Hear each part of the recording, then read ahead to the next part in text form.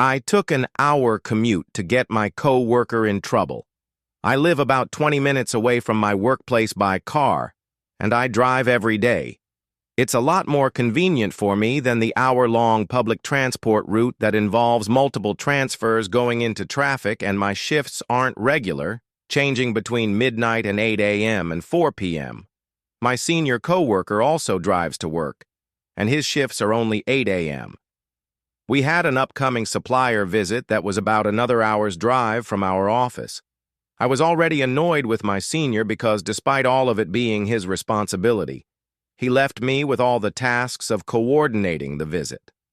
All that was left was the question of who's driving. The month leading up to the visit, my senior kept making leading comments about how he didn't want to drive or asking me if I had gone to that area before. I didn't want to add chauffeur to my responsibilities, so I kept rebuffing him. One day I overheard him talking to my manager about how we still didn't really have a plan and he would figure something out. I waited like 3 days for that something to get to me, but all I got were more of the same. So a week before the visit, I started leaving my car at home and commuted every day. I woke up an hour early and all that.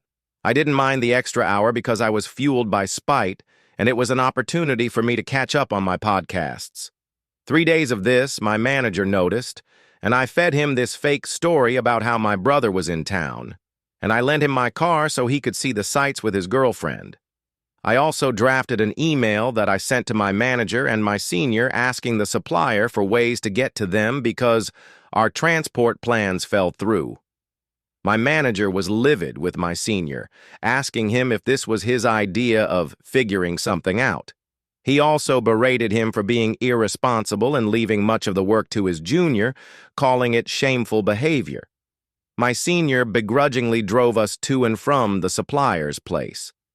Oh, and my brother went home the day of our visit, so I rolled up to the office the next morning in my car.